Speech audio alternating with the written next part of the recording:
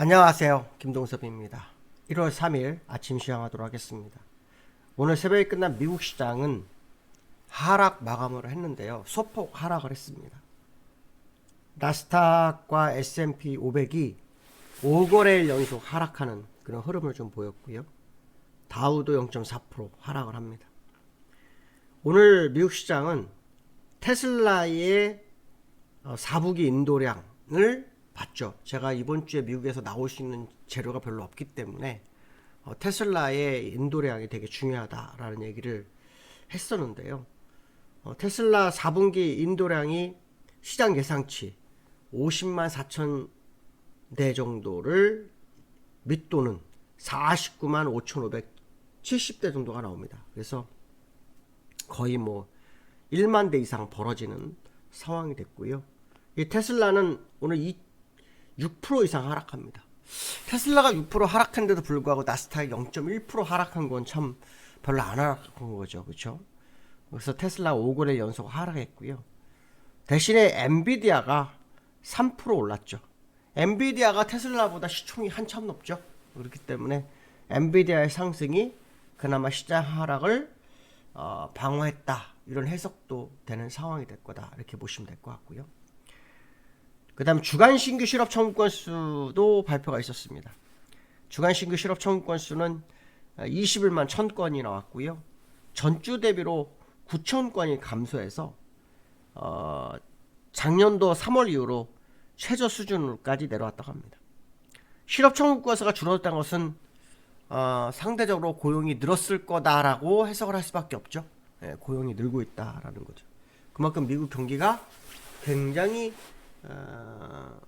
좋다, 뭐 이런 해석을 해야 될 것 같고요. 1월 기준금리 동결 가능성이 89.8%가 됩니다. 뭐 시장 일각에서는 1월에 금리나 없을 거라는 생각을 굉장히 많이 하고 있었죠. 3월과 7월을 지금 많이 7월 아니면 3월과 10월을 얘기해서 올해 2번 정도의 금리나 가능성이 제시됐던 부분이 있었죠. 그렇기 때문에 1월에 금리 동결 가능성은 상당히 높을 수밖에 없는 거 아니냐. 근데 실제로 연준의 제롬 파월은 12월 달에 금리 인하를 하면서 매파적 금리 인하를 진행했죠. 그래서 시장 일각에서는 12월에 금리 인하가 다 끝난 것일 수 있다. 이런 해석도 있습니다. 그런데 저는 금리 인하를 지속하는 것이 맞을 거라는 생각을 많이 하고 있습니다. 연말에 미국 시장이 상승에 실패하고 계속 밀리는 이유가 바로 제롬 파월의 매파적 금리나 영향이 굉장히 크다라고 생각하시면 됩니다. 그러니까 미국도 지금 더 이상 금리를 안 하게 되면 유동성이 뭐 말릴 거다 생각을 하는 건지 모르겠지만 심리가 많이 굳어버린 상태죠. 1월 20일인가요? 아마 트럼프가 이제 임기를 시작하는 걸로 제가 알고 있는데 그때 트럼프가 어떤 정책을 피는지 되게 중요하겠죠. 그런데 제롬 파월이 트럼프하고는 약간 각을 세우고 있는 상황이라서 트럼프의 어떤 방향에 상당히 악영향을 미치고 있습니다. 그런 것 중에 하나가 뭐냐, 비트코인도 그렇죠. 비트코인 트럼프가 매입을 할 수 있다라는 얘기를 했었는데 정부가 연준에서는 우리는 그걸 할 수 없다, 이렇게 법으로 할 수 없다, 이렇게 잘라 말하면서 트럼프 비트코인도 더 이상 가지 못하는 그런 상황이 발생했었다는 거죠. 그래서 지금 상황은 트럼프와 제롬 파월과의 싸움이 진행되나 하는 생각도 해봅니다. 물론 개인적 생각입니다. 근데 상황적으로는 그렇게 지금 진행이 되고 있는 거 아닌가라는 생각도 좀 드는 모습이다, 이렇게 보시면 될 것 같고요. 나스닥과 다우의 흐름을 좀 보시면 다우는 지금 옆으로 횡보했죠. 오늘 새벽에 다우가 0.85% 정도까지 갔었네요. 0.8%까지 갔다 밀린 그런 흐름이었고요. 근데 이제 월봉 안 좋다고 좀 말씀드렸죠. 분산하는 과정이 확률이 높다, 뭐 그런 얘기를 했었고. 그 다음에 주봉으로 보면, 그 다음에 나스닥도 좀 보시면은 60일선까지 밀렸네요. 그렇죠? 60선까지 밀렸습니다. 그래서 지난번 저점 부분을 살짝 이탈했다가 올라오는 상황. 그래서 이번에서 이제 뭐 고점 부분에서의 쌍바닥 모습이 나오는지도 상당히 중요한 상황이 아니겠느냐라는 해석을 해보고 있습니다. 저는 이제 미국이 분산이 시작된 것으로 예상이 되고 있고요. 이 분산이 일반적으로는 8개월에서 9개월 되기 때문에 고점과 좁은 박스권의 저점을 오가는 흐름이 나올 수밖에 없거든요. 그 흐름이 아마 계속 나올 확률을 좀 열어두고 봐야 될 것 같고요.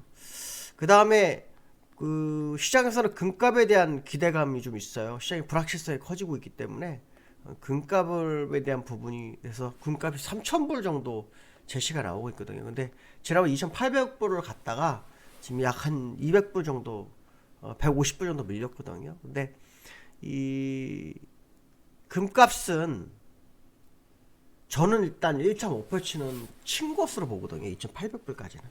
그래서 사실은 추가로 슈팅이 들어올지 안 들어올지까지 모르겠지만 준다면 3,000불까지는 가능하다. 그렇지만 일단 갔다 온 거 아니냐라는 해석을 좀 많이 하고 있습니다. 갔다 온 거 아니냐 이런 해석을 좀 하고 있는 상황이다 이렇게 말씀드리고 싶고요. 그 다음 해외에서 애플이 상승을 하고 테슬라가 인도량이 아까 줄어서 하락했다고 했죠. 테슬라가 오늘 급격하게 하락합니다. 자율주행, 그러니까 트럼프 대통령 당선에 큰 역할을 했던 일론 머스크가 트럼프 임기 때 자율주행에 대한 기대감으로 날아갔었는데 4분기 실적이 별로 안 좋게 나오면서 주가가 밀리는 그런 상황. 그래서 제자리로 돌아왔죠. 근데 이렇게 보면 지금 외봉입니다. 여기서 보면 요건 쌍봉인데 돌파가 됐기 때문에 요건 이제 외봉입니다. 그렇기 때문에 이렇게 죽지는 않습니다. 그래서 한 번 더 480불까지 올라오는지 보셔야 되고요. 그게 올라왔다가 무너지느냐, 정말로 자율주행 기대감으로 추가로 상승하느냐, 요게 관전 포인트가 있을 거다. 이런 해석을 해보시면 될 것 같고요. 그 다음에 그 환율에 대한 얘기를 좀 해야 될 것 같은데요. 일단 저는 일봉상으로 환율로 고점을 찍은 것으로 봅니다. 여기에서는 1467원에 끝났습니다. 근데 일단 더 이상 못 가고 있는 그런 흐름이죠. 지난번에 1486원까지 갔다가 밀렸어요. 네, 밀렸습니다. 근데 여기서 중요한 것은 뭐냐면 시장에서 이런 얘기를 하고 있습니다. 코스피가 10% 빠지는 순간 원달러는 13% 올랐다. 원래 환율이 오르면 주가가 내리잖아요. 또 주가가 내리면 환율이 오르고, 그렇죠? 주가가 오르면 환율 내리고, 그렇죠? 이런 식이죠. 그러니까 반비례. 근데 이때까지는 반비례 모습이 없다가 요번에 그 모습이 나왔다는 거죠. 환율이 13% 오르는 순간 주가는 빠졌기 때문에 환율이 빠지면 주가는 회복될 거다. 그리고 거기에 외국인들의 매수세가 유입될 수 있다. 이런 얘기가 지금 시장 뉴스 나오거든요. 그래서 저는 어떤 생각을 하냐면 이제 환율과 주가의 반비례가 실제적으로 이루어지는구나 라는 그런 해석을 좀 해볼 수 있겠다는 거죠. 그 다음 기술적으로 환율을 보면 저는 아까 금 차트처럼 환율은 일목균형표상으로 슈팅을 치고 내려왔을 확률을 열어도 봅니다. 슈팅 치고 내려왔을 확률이 높기 때문에 그것이 맞다고 한다면 1460원이 깨지는 순간, 무너지는 순간 주가는 다시 갈 길을 가지 않겠느냐, 그런 생각을 합니다. 물론 주가가 가기 위해서는 뭐 여러 가지가 해결돼야 될 부분이 있죠. 지금 사실 우리나라 시장이 하락하게 된 것 중에 첫 번째 이슈가 트럼프 당선되면서 미 관세에 대한 우려가 좀 커졌죠. 그 부분이 어떻게 우리가 이겨낼 것이냐에 대한 부분, 그죠? 그 부분이 되게 중요하고요. 그 다음에 우리나라가 지금 내수도 안 좋고, 그쵸? 경기 침체의 흐름이 좀 있잖아요. 그쵸? 이 부분이 또 시장을 흔들고 있는 상황이고요.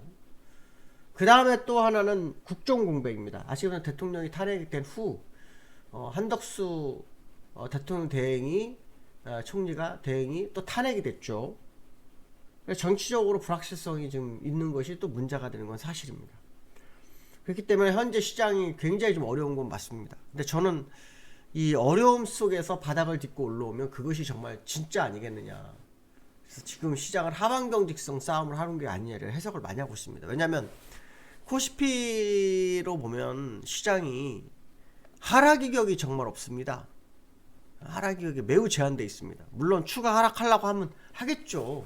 하겠지만 우리가 기술적으로 봤을 때 우하향을 깨트릴 만큼의 힘이 있을까에 대한 생각을 많이 합니다. 그래서 현재 위치는 추가라고는 좀 부담스러운 자리가 아니겠느냐. 그래서 이 정도 어딘가에서 계속 싸움을 벌이다가 방향을 틀지 않겠느냐라는 해석을 좀 많이 하고 있습니다. 그 과정 속에서 외국인들의 시장 진입이 있는지. 왜냐하면 작년에 외국인들이 하반기에 매도가 많아서 외국인들이 시장을 이탈하는구나 이런 생각 많이 할 수 있겠지만 사실 미국 시장, 우리나라 시장은 외국인들 작년에 1년 동안에 1조 3천억을 매수하고 끝난 겁니다. 다만 23조 이상 매수했던 걸로 시장을 못 끌어가서 그 부분을 던진 거다 해석을 하시는 게 맞다 이렇게 말씀드리고 싶습니다. 오늘 여기까지 하겠습니다. 감사합니다.